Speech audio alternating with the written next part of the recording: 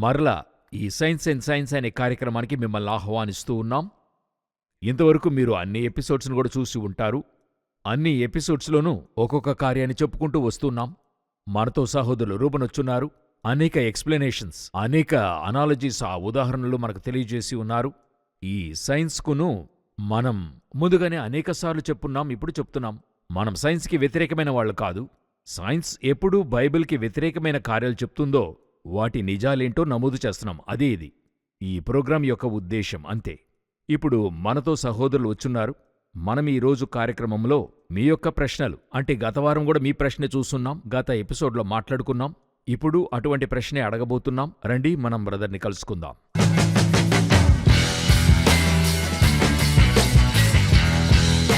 Praise the Lord brother. Praise the Lord. Thanks for coming. Once again, thank you so much for the invitation. గత కార్యక్రమంలో మనం చెప్పుకున్న సమాధానములు చాలా బాగుండినవి. అవి ఎంతో స్పిరిచువల్గా ఉండింది, అదే సమయంలో మహిమగా ఉండింది. ఇప్పుడు మనము నేరుగానే ప్రశ్నకి వెళ్ళిపోవచ్చు అనుకుంటున్నాను. ఈరోజు ఏ ప్రశ్న అడిగారు, ఏ ప్రశ్న మిమ్మల్ని జవాబు చెప్పాలని ఆసక్తి కలిగించింది? Praise the Lord. ఈరోజు మనం చూడబోయే మరొక ప్రశ్న ఏంటంటే, ఇది కూడా ఒక వ్యూవర్ అడిగిన ప్రశ్నే. గాడ్కి ఎందుకు వయసు అనేది లేదు? గాడ్కెందుకు వయస్సు లేదు? అవును, ఎందుకు ఆయనకి ఏజ్ లేదా? అంటే నేనొకటి అడుగుతాను, మీరు జవాబు చెప్పండి. ఇలా ప్రశ్నలు అడుగుతారా? ఆ విచిత్రమే. ఓహ్ అవును, మంచివేళ, నాకు ఇటువంటి ప్రశ్నలు రాలేదు. ఇలా కూడా అడుగుతున్నారా? సో ఈ ప్రశ్న మొదట చూసి ఆ తర్వాత మరికొన్ని ప్రశ్నలు కూడా చూద్దాం. వయసు అంటే మీరేమనుకుంటున్నారు? నా గ్రహింపు ఏదో చెప్తాను. ఆదామును దేవుడు సృష్టించేప్పుడు వయసన్నది లేకుండా ఇటర్నల్గానే సృష్టించాడు. ఏ రోజు ఆ పండును తిని తనకొక మరణమని తన శరీరానికి ఆరంభమైందో ఆనాటి నుండి మరణం వరకు ఉండేదే వయస్సు. ఇది నా యొక్క గ్రహింపు వయసును గూర్చిన విషయంలో. ఎంతో చక్కగా స్పిరిచువల్ ఆస్పెక్ట్లో మీరు చెప్పారు. వయసు అన్నది టైం లేకుండా వయసు అనేది కాదు. అవును, కాలం అనేది లేకుండా, టైం అనేది లేకుండా వయసు అన్నది క్యాల్కులేట్ చేయలేం. Correct, exactly. మన భూమి అన్నది చూసినట్లయితే మనకి ఇయర్లీ అనే లెక్క ఉంచుకున్నాం. సూర్యుడు మరి భూమిని ఇన్ని రోజులు చుట్టి వస్తే అదొక సంవత్సరంగా లెక్క వేస్తాం. ఇలా ఒక్కొక్క దానికి ఒక్కొక్క లెక్క ఉంటుంది. ఇటర్నిటీ అని మనం చూసినట్లయితే టైంని ఏర్పరిచిన వాడే గాడ్. అవును, ఆది అందు, అదే creation of time. Creation of time. ఇందులో బిబ్లికల్ వరల్డ్ వ్యూ యొక్క ఒక ఎంతో గొప్ప రెవల్యూషన్ ఏంటంటే, టైంని దేవుడు సృజించాడనే ఒకే ఒక వరల్డ్ వ్యూ ఇదే. ఓకే. 1900 శతాబ్దంలోనే టైం అనేది ఒక డైమెన్షన్. దీన్ని మనం ఫస్ట్ 2 ఎపిసోడ్స్లో మాట్లాడాం. స్పేస్ టైం డైమెన్షన్స్ అంటే ఏంటో మాట్లాడుకున్నాం. అన్ని వరల్డ్ వ్యూలో దేవుడు మనిషిని సృజించాడు, లోకాన్ని సృష్టించాడు, ఇవన్నీ ఉన్నాయి, లేకుండా లేవు. అయితే టైంని సృజించాడు అని చెప్పే ఒకే ఒక world view biblical world view. ఇప్పుడు ఇది రెండవదంటే అడిగేదాని విషయంలో చెప్పడం లేదు. గాడ్ ఆ టైంని సృజించాడని మనం చెప్తున్నాం కదా. ఇదే విధంగా మరొకటి మన దేవుడే సృజించాడన్నది నమోదు చేయడం మీరే మన ప్రోగ్రాంలో చెప్పారు. అది స్పేస్. అది ఇంకా మహత్తైన విషయం. ఎందుకంటే అందరూ భూమిని సృష్టించడం గురించి, సూర్యుని సృష్టించడం గురించి ఉంటది. అయితే ఇవన్నీ ఉంచడానికి స్థలాన్ని సృజించాడన్నది ఇది మనుషులు యోచించలేని విషయం. 1960 వరకు మీరు ఒక ప్రోగ్రాంలో అది ఎక్స్ప్లెయిన్ చేశారు. 2nd, 3rd ఎపిసోడ్లోనూ ఎక్స్ప్లెయిన్ చేశాం. సో దేవుడు వీటిని అన్నిటినీ సృజించకముందు వాటికి ఒక స్పేస్ ఏర్పరిచాడు. ఫస్ట్ స్పేస్ని ఏర్పరుస్తూ ఉన్నాడు. అదే బిగినింగ్ ఆఫ్ టైం. అదే ఆది అందు ఆకాశములు, స్పేస్. తర్వాత వచ్చి టైం. ఇప్పుడు ఇదిను టైం అన్నది ఈయన ఏర్పరుస్తున్నాడు. అదే బిగినింగ్ ఆఫ్ టైం. మిగతా వారందరూ ఈ టైంలో ఉండే క్రియేషన్స్ గురించి మాట్లాడుతున్నారు. అది కంటికి కనబడుతుంది కదా. అది సరే, టైంను గూర్చిన క్రియేషన్ బైబిల్లో మాత్రమే ఉంది. బిబ్లికల్ వరల్డ్ వ్యూ మాత్రం చెప్తుంది. ఓకే. ఎంతో ఒక ఆశ్చర్యమైన విషయం, నా మనసును టచ్ చేసిన విషయం. అప్పుడు ఆయనుండే స్థలం ఇటర్నిటీ అని చెప్తున్నాం కదా. కాలం ఏర్పరిచిన ఒకరి మీద కాలం అప్లై అవ్వదు, అవునా కదండి? అవును. ఆయనకు ఆరంభం లేదు, ముగింపు లేదు. అంటే ఏంటి అర్థం అంటే, టైం అనే ఒక డైమెన్షన్ ఆయనకి అప్లైయే కాదు. సో ఈ క్వశ్చన్ అన్నది ఆయనకు అప్లై కాని విషయం. ఇది మీకు నాకు అప్లై అవుతుంది. లోకములో ఉండే, ఈ ప్రపంచంలో ఉండే వస్తువులకు, మనుషులకు, జీవరాశులకు అప్లై అవుతుంది. బైబిల్ చెప్పే గాడికి ఇది అప్లై కాదు. అంటే పిల్లాడు తండ్రికి బిడ్డ పుడుతున్నాడు. ఒక రోజును తండ్రి కంటే అధికమైన వయసు కానే కాదు. ట్రూ, మీరు చెప్పేది అర్థమవుతుంది కదా. మరి అది ఎన్ని సంవత్సరాలైనప్పటికీ తన తండ్రి కంటే చిన్న వయసు అయి ఉంటాడు. ఇంకా తన తండ్రి కంటే పెద్ద వయసు వాడు కాలేడు. ఎందుకంటే తన తండ్రి కని ఉన్నాడు. ఇది ఎలాగో అలాగే టైం అన్నది తను క్రియేట్ చేసిందే. ఆ టైంలోనికి తను రాలేడు. ఛాన్సే లేదు. టైం తన మీద ఆధిపత్యం చేయనీలేదు. అలాగే ఒక చక్కటి పాట ఉంది, పాలస్తీనా దేశములో బాలునిగా పుట్టావే, కాలానికి అతీతమైన వాడు, కాలానికి పరిమితి అయ్యావు అనే పాట ఉంది. కాలమన్నది ఆయనకది అప్లికబుల్ కాని విషయం. ఈ వాక్యాన్ని నేను ఆరంభంలో చదువుతున్నప్పుడు 3 పాయింట్స్ అందులో చూడగలం. ఆదియందు దేవుడు భూమి ఆకాశములు సృజించననే దాంట్లో ఒకటొచ్చి ఆ ఇన్విజిబుల్ గాడ్ ఆయన అదృశ్య దేవుడు దృశ్య లోకాన్ని సృజిస్తున్నాడు. అదే ఆయన యొక్క డిజైన్ నుండి ఆపోజిట్గా ఉంది. రెండవది, నాశనముగాని దేవుడు నాశనమయ్యే లోకాన్ని సృజిస్తున్నాడు. చూచేవన్నీ అనిత్యములే. మూడవది, టైమ్లెస్ గాడ్ టైంని కలిగిస్తున్నాడు. సూపర్గా చెప్పారు మీరు. ఆదికాండము 1:1 మేము ధ్యానించినప్పుడు దేవుడు మాకు చెప్పించింది, అందులో ఒకటే టైమ్లెస్ గాడ్. మీ డిజైన్లో లేనిదాన్ని మీరు ఎలా సృజించగలరు? మీకొక ఊహ ఉంటది, ఆ ఊహకి మీరు చిత్రం ఇవ్వగలరు. మీలో అటువంటిది ఒకటి లేనేలేదు, అదెలా మీరు క్రియేట్ చేస్తారు? ఆయనలో టైం అనేది ఒకటి లేనేలేదు, ఎందుకంటే ఆయన టైమ్లెస్లో ఉన్నాడు. కరెక్ట్. అయితే ఆయన టైం క్రియేట్ చేస్తున్నాడు. అమేజింగ్. అమేజింగ్ కదా. అందువల్ల ఈ వ్యూలో ఇప్పుడు క్రీస్తు పునరుద్ధానాన్ని గురించి అనేకులు మాట్లాడతాం. అది లేదనడంలా అది ఆశ్చర్యమైన విషయం. అయితే మనిషిగా రావడం ఇంకా పెద్ద విషయం. కాలానికి అతీతమైన దేవుడు ఆయన మనిషిగా తను తగ్గించుకుని వచ్చాడన్నది ఈరోజనే కాదు, ఎప్పుడు అర్థం చేసుకోలేని విషయం. అంటే ఈ క్రీస్తు పుట్టుక అనేది ఉంది గదా, ఇప్పుడు మీరు చెప్పేది ఎంత ఆశ్చర్యమైన విషయం, నిర్ఘాంతమైన విషయం గదా. టైంలోకి కుదించలేని ఒకరిని టైంలోనికి రావడము, ఆయనే ఆ విధంగా కుదించుకుని వస్తున్నాడు. అటువంటిదిగానే ఉంటుంది ఆయన విషయం. ఆయన పుట్టుకలో ఎంతో ఉంది. ఆకాశము ఆయన సింహాసనము, భూమి ఆయన పాదపీఠం కదా. ఆయన మరియ యొక్క గర్భములోనికెళ్ళి ఒక బిడ్డగా రూపుదాల్చడం ఎంత గొప్ప విషయం. అది ఊహించలేని ఒక విషయం కదా. మనమంతా బిడ్డగా ఉండి పెద్దవాళ్లయ్యాం. పెద్దవారు చిన్నవారిగా అవ్వాలి. మనం ఊహించనేలేం కదా ఇది. ట్రూ. ఆ విధంగా అనేకము ఉన్నాయి ఆయన క్రియేషన్లో మనం చెప్పాలంటే. మీరిది చెప్తున్నప్పుడు నాకు మరొక పాయింట్ గుర్తుకు వస్తుంది. ఇంతకుముందు నేను ఆలోచించిన విషయం, యూజువల్గా మనం ఏమి యోచిస్తాం, దేవుడు మరణించింది గొప్ప, బ్రతికి రావడం గొప్ప అంటే అనేకులు బ్రతికి రావడమే గొప్ప అని యోచిస్తారు. అయితే మరణం అంతకంటే గొప్ప. ఎందుకంటే ఆరంభం లేని వారికి ముగింపు అన్నది ఉండదు. సూపర్. అవకాశం లేదు. ఆయన ఆది అంతము లేనివాడు. ఆయన ఆది అన్నది ఉంటేనే ముగింపు ఉంటుంది. అవును. ఈయన టైంని సృజించాడు. ఆది అంతం అన్నది టైం రిలేటెడ్ విషయం. ఈయనకి ముగింపు అన్నది అవకాశం లేదు. లేచింది గొప్ప విషయమే. అయితే అంతకంటే గొప్ప విషయం మరణించింది. అంతటిని స్వీకరించి మరణానికి అప్పగించుకోవడం ఊహించలేని విషయం. ఆ యొక్క మరణమనే డిజైన్లోకి రావడమే గొప్ప విషయం గదా. అవును కదా. ఆ బాధను స్వీకరించాలి. భయంకరమైన విషయం, పెద్ద విషయం. ఒక దేవుడు మరణములోనికి రావడం అనేది ఆశ్చర్యమైన విషయం కదా. ఆయనకి ముగింపు వచ్చే అవకాశమే లేదు. ఆయన సజీవుడిగా లేవాలి, ఎందుకంటే ఆరంభం లేనివాడు. అలాగంటే ఈ దేవునికి వయస్సుందా అనేటువంటి ఈ ప్రశ్నే లెక్కలో మంచి ప్రశ్నే, కానీ అది ఒక అవగాహనకు మించిన విషయం కదా. ఆయన లెవెల్కి అది అప్లై కాదు. Okay, very good, very good. చాలా మంచి వివరణ. తర్వాత బ్రదర్, మరి నెక్స్ట్ ఏ క్వశ్చన్ అడిగారు? క్వశ్చన్ నెంబర్ 2 ఏంటంటే, మీరొచ్చి పరలోకం ఉందంటున్నారు, ఆ నరకం ఉందంటున్నారు, వెళ్ళి చూశారా? సరే, ఓకే. ఎలా, దేని బట్టి మీరు చెప్తూ ఉన్నారు? మేమెందుకు నమ్మాలి? నమ్మాలని అడగట్లా, ఇటువంటి ప్రశ్న అది. ఓకే. సో ఇదే ఆ క్వశ్చన్. పరలోకం, నరకం, ఇది నాకు చాలా, ఇందులో ఏంటి, మేము ఈ బేస్లో న్యాయ తీర్పు, జడ్జిమెంట్ గురించి చెప్పడం వల్ల ఇప్పుడు మీ వ్యూ చెప్పండి. ఈ లోపల నేను మేము యోచించింది మీకు చెప్తాను. పరలోకం, నరకం అనే దాంట్లో భిన్నాభిప్రాయం నాకు లేదు. ఎందుకంటే వాక్యం చెప్తుంది యేసు పరలోకం నుండి వచ్చాడనే ఉంది. సో ఆయన తిరిగి వెళ్ళాడు అనేదాన్ని కూడా మనము నమ్ముతూ ఉన్నాము. ఈ పరలోకం ఉందా, మీరు చూశారా అనే క్వశ్చన్ ఉంది గదా. అక్కడే నాకు చాలా సమస్యలనేవి ఉన్నాయి. ఎందుకంటే బైబిల్ మట్టుకైతే ఒక్కరునూ ఏ కాలమున చూసింది లేదు. పరలోకమనేది ఆరోహణమాయనంటే భూమి క్రింద భాగం వరకు దిగి ఎక్కినవాడు ఆయనే. అయితే పరలోకానికి వెళ్ళి చుట్టి వచ్చామని చెప్పే కొన్ని కథలుంటాయి చూడండి. ఇవన్నీ కూడా ఎన్నో కథలుగా ఉన్నాయి. ఇప్పుడు వీళ్ళు అడుగుతున్నారు చూశారా అని చెప్పిన వెంటనే ఎవరైనా వెంటనే కమెంట్లో ఆయన చూశాడు, ఈయన చూశాడు, ఈ విధంగా చూశాడని చెప్పి వెంటనే కమెంట్ వేయకూడదు కదా. అందుకే చెప్తూ ఉన్నాను. అటువంటి ఒక పర్సనల్ ఎక్స్పీరియన్స్లోనికే ఈ ప్రోగ్రాంలో మనం చూడటం లేదు, వెళ్ళడం లేదు. అవును. దీనికి 2 లేక 3 ఎక్స్ప్లెనేషన్స్ ఇస్తాను. ఒకటైతే స్పిరిచువల్ ఎక్స్ప్లెనేషన్. యేసుక్రీస్తు చెప్పాడు, యోహాను 14:2లో చదువుతున్నట్టు, నా తండ్రి ఇంట అనేక నివాసములు కలవు, లేని ఎడల మీతో చెప్పుదును అని పరలోకాన్ని గురించి చెప్తున్నాడు. అదేవిధంగా మత్తయి సువార్త 25:41 చూడండి.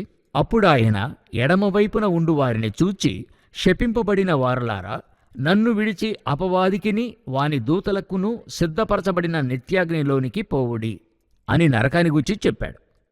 ఇప్పుడు స్పిరిచువల్ వ్యూ చెప్తా. ఒక బిలీవర్ ఎలా దీన్ని యోచిస్తాడో చెప్తాను. బిలీవర్ అయితే దేవుని మాటను నమ్ముతాడు. ఆయన చెప్తే నిజమైనదిగా ఉండి తీరాలి. ఆ వ్యూని బట్టి నమ్ముతాడు. అలా చెప్తే ఆయనే గాడే అలా చెప్పగలడు. అవును. ఇప్పుడు మరొకటి ఒక సైంటిఫిక్ వ్యూలో చెప్తాను. ఫిజిక్స్లో చూస్తే లెంగ్త్ కాంట్రాక్షన్ అనే కాన్సెప్ట్ ఉంది. లెంగ్త్ కాంట్రాక్షన్ అంటే ఏంటంటే, ఇప్పుడు ఒక అడుగు స్కేల్ ఉందనుకోండి. ఈ ఒక అడుగు స్కేల్ అనేది దీని స్పీడ్ వచ్చి స్పీడ్ ఆఫ్ లైట్ దగ్గరికి వెళ్తుంది. స్పీడ్ ఆఫ్ లైట్ అనేది సుమారు 3 లక్షల kilometre speed per second. Okay. ఒక సెకండ్కి 3 లక్షల కిలోమీటర్ స్పీడ్లో లైట్ వెళుతుంది. ఒకవేళ ఒక మాస్ బరువు ఉండేటువంటి ఈ ఒక అడుగు స్కేలు స్పీడ్ ఆఫ్ లైట్కో లేక దాని దగ్గరికే వెళ్ళిందనుకోండి, ఇది ఒక అడుగుగా ఉండదు. ఓ, దాని సైజ్ చిన్నదైపోతుంది. ఓకే. అట్లే కొంచెం తేటగా. ఇది ఎలాగనేటువంటిది దీన్ని ప్రూవ్ చేయలేము. ఓకే. మ్యాథమెటికల్గా అది ప్రూవ్ చేశారు. రైట్. దానికి చాలా ఈక్వేషన్స్ ఉన్నాయి. Mathematically it is proven. Good. అయితే ఒక బరువు ఉండేటువంటి ఒక వస్తువుని ఎలాగ మరి స్పీడ్ ఆఫ్ లైట్కి సెట్ చేయడం అన్నది ఇంతవరకు ఎవరు చేసింది లేదు. లైట్కి మాస్ లేదు. సో ఆ లెవెల్కి ట్రావెల్ చేసే వెయిట్ ఉండే వస్తువు లేదు. ఏ బరువు ఉన్న వస్తువైనా ఆ లెవెల్కి ట్రావెల్ చేయలేం. ఎందుకంటే లైట్కి వెయిట్ లేదు, మాస్ అన్నది లేదు. మాస్ లేదు. ఓకే. ఒకవేళ ట్రావెల్ చేసే పక్షములో దాని సైజు ఒక అడుగు ఉండదు, తగ్గిపోతుంది అంటారు. ఓకే. సరేనండి, మ్యాథమెటికలీ ఇట్ ఇస్ ప్రూవెన్. ఇది ఎలా నమ్ముతున్నారు? ఇది మరి మ్యాథమెటికలీ ఇట్ ఇస్ ప్రూవన్ అని చెప్తున్నారు. Mathematically proven. అందులో ఎటువంటి భేదాభిప్రాయం లేదు. అక్యురేట్లీ మ్యాథమెటికల్గా థియరిటికలీ ప్రూవ్ చేసిన విషయం. అప్పుడు మరో ప్రశ్న వస్తుంది. ఒక అడుగు scale speed of light slow అయితే పెద్దదవుతుందా అని మరో క్వశ్చన్ వస్తుంది. ఇది మన ఇమాజినేషన్కి అతీతమైన విషయం. రైట్ అండి. ఇదెందుకు మనం నమ్ముతున్నామంటే, మ్యాథమెటిక్స్ యొక్క లాస్ వచ్చి ఫిజిక్స్ లాసు కన్సిస్టెంట్గా ఉంది. అవన్నీ కన్సిస్టెంట్గా ఉండే పక్షమున ఇది అంగీకరిస్తున్నారు. ఇవన్నీ అంగీకరించడానికి కారణం మిగతావి కరెక్ట్గా ఉన్నాయి. ఈ రీజనింగ్తో చూస్తున్నప్పుడు మ్యాథమెటికల్గా ఖచ్చితంగా సరిగ్గా ఉంటుందని నమ్ముతూ ఉన్నాం. ఎందుకంటే మిగతా చెప్పినవన్నీ కరెక్ట్గా ఉన్నాయి. అప్పుడు ఇది కరెక్ట్ అయి ఉండాలి కదా. అవును. బైబిల్ చెప్పిన 100కి 100 విషయాలు కరెక్ట్గా ఉన్నాయి. అదే చదువుతున్నాం 2 పేతురు 1:19లో, మరియు ఇంతకంటే స్థిరమైన ప్రవచన వాక్యం మనకున్నది. తెల్లవారి వేకువ చుక్క మీ హృదయములలో ఉదయించు వరకు ఆ వాక్యము చీకటి గల చోటున వెలిగిచ్చు దీపమైనట్టున్నది. దానియందు మీరు లక్ష్యముంచిన ఎడల మీకు మేలు. బైబిల్లో చెప్పిన ప్రతి ఒక్కటి కూడా అక్యురేట్గా ఈరోజు మన కంటి ముందు జరుగుతుంది. పాత నిబంధనలు చెప్పినవి కొత్త నిబంధనలు జరిగాయి. క్రొత్త నిబంధనలోనివి మన కంటికి ముందుగా జరుగుతూ ఉన్నాయి. ఇంకా చెప్పాలంటే మీ యొక్క మినిస్ట్రీ, హెచ్ఎల్ఎం మినిస్ట్రీని చూస్తే ఈ సువార్త మరియు ప్రవచనాలన్నీ తెలియజేయడమే మీ ప్రైమరీ మినిస్ట్రీగా ఉంది. మేం ప్రొద్దస్తూ ఈ వర్డ్ యూజ్ చేస్తాం. యేసు చెప్పిన ఇన్ని ప్రవచనాలు స్పష్టంగా జరుగుతున్నాయంటే ఆయన వస్తానన్న ప్రవచనము స్పష్టంగా జరుగుతుంది. జరిగే తీరాలి. ఇదే లాజిక్లోనే లెంగ్త్ కాంట్రాక్షన్ మీరు నమ్ముతున్నారు, ఆర్ ఈ సైంటిఫిక్ కమ్యూనిటీ నమ్ముతుంది. ఈ స్పీడ్ ఆఫ్ లైట్ దగ్గరికంతా వెళ్ళి ఈ మాస్ ఉండే వస్తువుని టెస్ట్ చేసి చూడలేం మనం. అసలు కుదరదు. అవి టెస్ట్ చేసి చూసి చిన్నదవుతుందా లేదని ప్రూవ్ చేయలేం. ఒక డాక్యుమెంటరీ చూశాను, ఇంకా జ్ఞాపకం ఉంది. స్పీడ్ ఆఫ్ లైట్లో వస్తువును తోసే అంత ఎనర్జీ క్రియేట్ చేసేలాగా లోకంలో లేదని చెప్తున్నారు. అంత కెపాసిటీ లేదంటారు అనేది చెప్తూ ఉన్నారు మీరు. అవును. ఇప్పుడు వేగంగా బండిని స్టార్ట్ చేసి వెళ్తున్నాం. స్టార్ట్ చేసి ఆ యొక్క లైట్తో ట్రావెల్ చేయడానికి స్టార్ట్ చేయగలిగిన శక్తి మన దగ్గర లేదు. Okay, right. ఒక సెకండ్లో 3 లక్షల కిలోమీటర్ అంటే చూడండి. రైట్. లైట్ అన్నది చాలా పెద్ద విషయం. అది నేను చదివేప్పుడు చాలా ఆశ్చర్యంగా ఉండేది. మన దేవుడు సృష్టించిన దాంట్లో స్టార్టింగే అదే. వెలుగు కలుగునుగాక అన్నాడు గదా. అందరూ ది బెస్ట్ చివర్లోనే కదా చేస్తారు. దీనికిపైన ఏమీ లేదన్నట్టు వీళ్ళు ఏమీ లేదు కానే కాదన్న విషయమే స్టార్టింగే మన దేవుని దగ్గర. మినిమం అదియే. అప్పుడు మ్యాక్సిమం చూడండి, ఇన్ఫినిటీ. ఓకే. సో ప్రపంచంలో ఉండే అన్ని విషయాలు ఇలాగే డిసైడ్ చేస్తాం. దీనికి మరి ఫస్ట్ మనం స్పిరిచువల్ వ్యూ చూడటమైంది. రెండవది సైంటిఫిక్ వ్యూ చూసాం. తర్వాత ఫిలాసఫికల్ లేక న్యాచురల్ వ్యూ ఒకటి చూద్దాం. ఇప్పుడు ఒకరు మెడికల్ షాప్లో మెడిసిన్ కొని వేసుకుంటున్నారు. ఎందుకు వేసుకుంటున్నారు? బాగవుతుందన్న నమ్మకంతో వేసుకుంటున్నారు. ఎవరికో సరి అయింది. అయ్యింది. ఆ డాక్టరు చిన్నప్పుడు నాకు మెడిసిన్ ఇచ్చినప్పుడు ఆయన మంచి నిపుణుడైన డాక్టర్ అంటారు. ఆయన నిపుణుడైన డాక్టర్ అంటే వేరేమన్నా జోష్యం చూశారంటే అలా కాదు. ఆయన దగ్గరికెళ్తే అందరూ బాగయ్యారు. అలా నిపుణుడైన డాక్టర్. అందువల్ల నిపుణుడైన డాక్టర్ అని చెప్తారు. అవును, జ్వరానికి ఒక మందు వేసుకుంటున్నారు, పారాసెటమాల్ వేసుకుంటున్నారంటే చాలామందికి నమ్మకం అయ్యింది. ఆ నమ్మకంలో వేసుకుంటున్నా. నాకింకా సరికాలేదు. కాలేదు. నాకు సరికాలేదు. అయితే మిగతా వాళ్ళకి నయ్యమైంది కాబట్టి పాస్ట్ ఎక్స్పీరియన్స్తో చూస్తున్నప్పుడు అది వేసుకుంటున్నారు లేక వేసుకుంటున్నా. బిల్డింగ్ కడుతున్నారు. ఒక ప్రాజెక్ట్ ఇంజనీర్ వచ్చి కడతాడన్న నమ్మకం మీకు ఎలా కలుగుతుందంటే పాతవన్నీ కరెక్ట్గా కట్టాడా అని నమ్మి మీరు ఫస్ట్ డబ్బిస్తేనే ఆయన కడతాడు. అవును, ఇనిషియల్ పేమెంట్ ఇస్తున్నామంటే ఆయన మీద నమ్మకం రావాలి. ఇంత దూరానికి కట్టాడు కాబట్టి ఇది కూడా కరెక్ట్గా చేస్తాడు. మీ కట్టడం ఇంకా పూర్తి చేయలేదు, అయినా కానీ మీరు నమ్ముతున్నారు. ఎందుకు నమ్ముతున్నారు? ఆయన ప్రీవియస్ ఎక్స్పీరియన్స్ని చూసి ఈయన కరెక్ట్గానే అనేక విషయాలు చేశాడు, ఇంతకీ కొన్ని ఎర్రర్స్ కూడా జరిగి ఉంటాయి. అయినా కానీ యావరేజ్గా చూసినప్పుడు అన్ని చోట్ల బాగా కట్టాడు, మేబీ 1-2 ఫాల్ట్ అయి ఉంటాయి అనే నమ్మకంలోనే మీరు పెట్టుబడి చేస్తున్నారు. ఇది అన్నిటికీ కుదురుతుందా? లోకంలో ఉండే అన్నిటికీ కుదురుతుంది. ఏ నమ్మకంతో ఓటేస్తున్నాం? వీళ్ళు మంచిది చేస్తారనే నమ్మకంతోనే కదా వేస్తాం. అవును, అది దాని ఆధారంగానే కదా. ఇంతకుముందు వీళ్ళు మంచి చేశారు, ఈయన కూడా చేస్తాడు అనే నమ్మకమే కదా. కరెక్ట్. ఓకే. నమ్మి 10 లక్షలు 15 లక్షలు ఇచ్చి కారు కొంటున్నారు. ఏ నమ్మకంతో కొంటున్నారు? ఇన్ని చేసిన కార్లు కరెక్ట్గా ఉన్నాయి, నాది ఇంకా పర్ఫెక్ట్గా ఉంటుందో లేదో తెలియదు.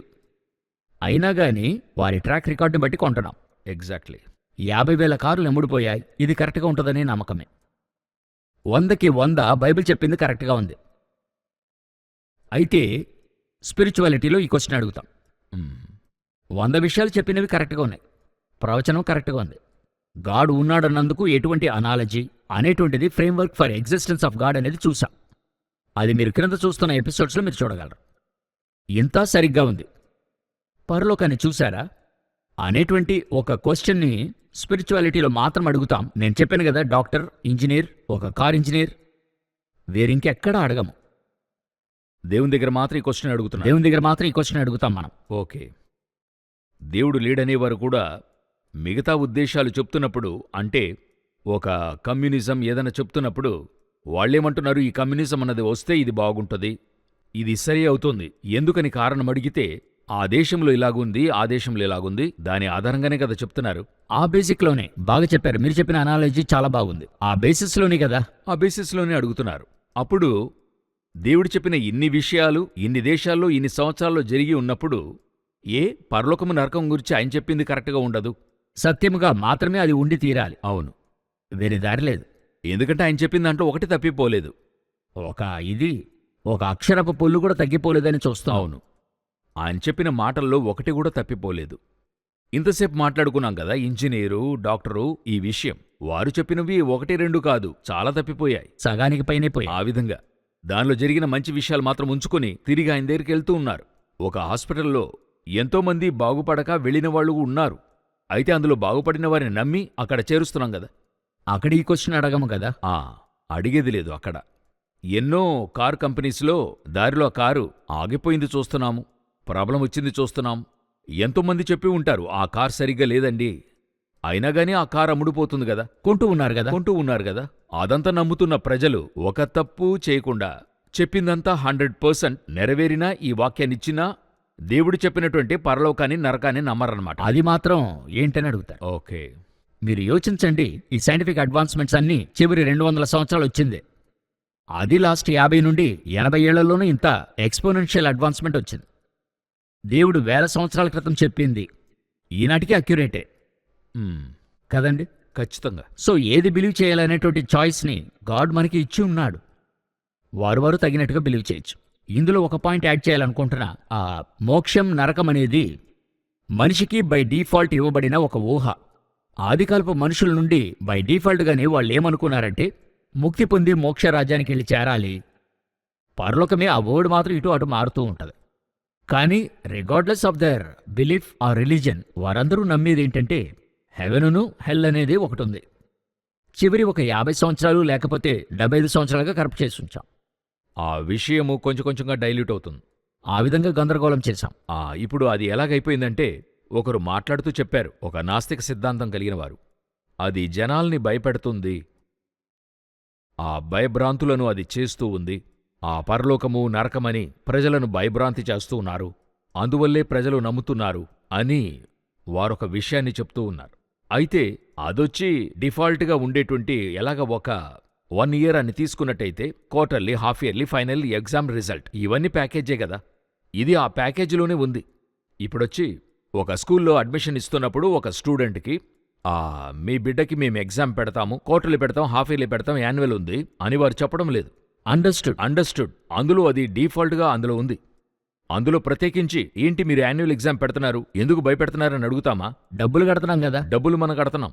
అదేవిధంగా న్యాయ తీర్పు, పరలోకము, నరకము మనిషిలో ఉండేటువంటి ఒక డిఫాల్ట్ అయిన విషయం.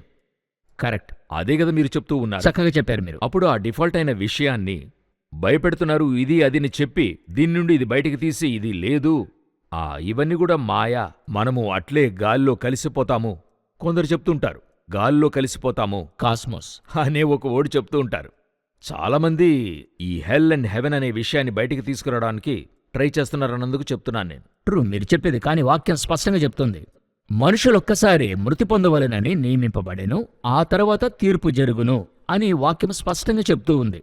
సో నిశ్చయముగా పరలోకము నరకము ఉంది, ఎందుకంటే దేవుడు చెప్పున్నాడు. చాలా సంతోషం బ్రదర్. తర్వాత మనం ఏం చూడబోతున్నాం? తర్వాత మూడవ ప్రశ్న ఏంటంటే, సైంటిఫిక్గా యేసుక్రీస్తు రక్తము ఎలా పాపాన్ని శుద్ధీకరిస్తుందో చెప్పండి ఓకే అని ఒకరు అడిగున్నారు. ఈ ప్రశ్న నేను 10 సంవత్సరాల క్రితం ఎక్కడో చదివి ఉన్నాను. ఎప్పుడో చిందించబడిన రక్తం ఈ రోజు కడుగుతుందా అని ఒకరు అడిగున్నారు.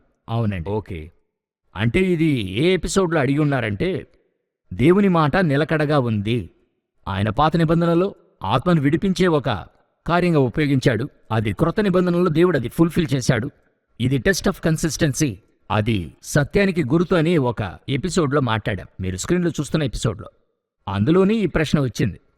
సైంటిఫిక్గా మీరు ఎలా యేసుక్రీస్తు రక్తం పాపాన్ని శుద్ధీకరిస్తుందో చెప్పమన్నారు. సరే, ఈ క్వశ్చన్కి ఆన్సర్ చూడకముందు మీ దగ్గర ఒక క్వశ్చన్. నా దగ్గర? అవునండి. సరే, అయితే స్పిరిచువల్ క్వశ్చన్ కాదు, సైంటిఫిక్ క్వశ్చన్. సైంటిఫిక్గా మీరు చెప్పాలి పాపం అంటే ఏంటనేది. లేదు, దానికి మీరే సైంటిఫికల్గా ఒక లైన్ పెట్టుకుని ఉంటారు. ఈ విధంగా అన్ని విషయాలకి ఈ సైన్స్ ఇచ్చేటువంటి టర్మ్స్ ఒకటి. లవ్ అంటే ఏంటి, వీటికంతా కెమికల్ టర్మ్స్ ఉంచుకుని ఉంటారు. పాపము, సిన్ అనేదే కదా అడుగుతున్నారు. మీరిప్పుడు ఇది సైంటిఫిక్గా అడిగితే ఎలాగ చెప్పేది? స్పిరిచువల్ అంటే నేను చెప్పగలను. స్పిరిచువల్గా మీ దగ్గర అడగను. సరే, మీరే చెప్పేయండి అది. ఇంకొకటి, అందులో లవ్ అనే దాన్ని అడిగితే కూడా డైహైడ్రాక్సిఫెనిలెథిమిన్, డిపి, డోపమైన్ అని ఒకటి సెక్రెట్ అవుతుంది అనేటువంటిది చెప్పారు. పాపానికి ఆ డెఫినేషన్ కూడా లేదు, ఎందుకంటే సైంటిఫిక్గా పాపం అనేది ఒకటి లేనేలేదు. Okay, science. సో ఒక సైన్స్ బుక్లో మరి పాపం అంటే ఏంటో వెతకడానికి అర్థం ఏంటంటే, ఒక ఇతిహాసంలో సాంబార్ చేయడం ఎలాగా అని వెతికి ఆన్సర్ చూడాలంటే దొరకదు. ఓకే, ఇవి రెండు వేరే వెవ్వేరు ఫీల్డ్ అనే కంటే ఒకదానికొకటి సంబంధం లేదు. దీనికి ఫెలోషియస్ ఆర్గ్యుమెంట్ అంటారు. అలాగంటే ఏంటంటే, క్రితము చెప్పి ఉన్నాము, ఆ బరువు మాస్ ఉంది కదండి, మాస్ యొక్క యూనిటే వెయిట్. మాస్ని బరువు చూసేదే అదే వెయిట్. ఆ వెయిట్ని మీరు లెక్కేసేది కిలోగ్రామ్, గ్రామ్, మిల్లీగ్రామ్ అంటారు. సౌండ్ ఉంది, సౌండ్ని మీరు డెసిబెల్లో మెషర్ చేయగలరు, డీబీ అని చెప్తాం. ఒక స్పీకర్ ఎలా ఫంక్షన్ అవుతుంది, దాని సౌండ్ ఎంతో తెలుసుకోవడానికి స్పీకర్ డీబీ ఏంటి అని అడుగుతారు. 30 డెసిబెల్, 35 డెసిబెల్ అని ఆ విధంగా చెప్తారు. ఇప్పుడు ఒకరు అడుగుతున్నారు, సౌండ్ని మీరు త్రాసులో కిలోగ్రామ్లో మెషర్ చేసి చూపించమంటున్నాడు, మీరేం చెప్తారు? అంటే అర్థం తెలియకుండా ఒకటి అడుగుతున్నాడు అని అనుకోవాలి. క్వశ్చనే ఇల్లాజికల్. ఆ సిన్ అంటే ఏంటనేది స్పిరిట్ బీయింగ్లో ఉండే ఆ మోరల్ అంతా చెప్పించే ఒక వ్యక్తి చెప్పగలడు గాని సైన్సో సైంటిఫిక్ బుక్సో చెప్పేవదు. ఈ సైన్స్ని పూర్తిగా నమ్మే, అది ఆధారంగా ఉంచుకుని ఎవల్యూషన్ నమ్మేవారు ఇది చెప్పేవారు, వాళ్ళకి తెలియదు. ఇది ఒక ఎల్కేజీ స్టూడెంట్ దగ్గరికి వెళ్ళి క్వాంటమ్ ఆల్జిబ్రా అంటే ఏంటని అడిగితే ఆశ్చర్యంగా చూస్తుంది, ఎందుకంటే ఆ క్వశ్చనే ఫస్ట్ అర్థం కాదు. పాపం అంటే ఏంటో మరి చెప్పివ్వలేని సైన్సు క్రీస్తు రక్తంలో ఎలా శక్తి ఉందని ప్రూవ్ చేయగలము? అంటే ఊహాతీతమైన విషయాన్ని మనము ఒక రూపముగా దానిని చూపించలేం గదా. ఇప్పుడు నాకొక ఆకలేస్తుందని చెప్తున్నాను, ఆకలికి ఆహారం తీసుకుంటే ఆకలి పోతుందని మనం చెప్పగలము. ఆకలేస్తుంది కదా, ఆకలి చూపించ అంటే నేనెలా చూపించగలను? అది కంటికి చూపించగలమా? మనం అడుగుతాం, ఏంటంటే అలా చెప్తున్నారు, ఆకలేస్తుంది అనే చెప్పగలం కదా. ఎలా చెప్తున్నారు ఆకలేస్తుందని? నమ్మనంటే ఏం చేయగలం?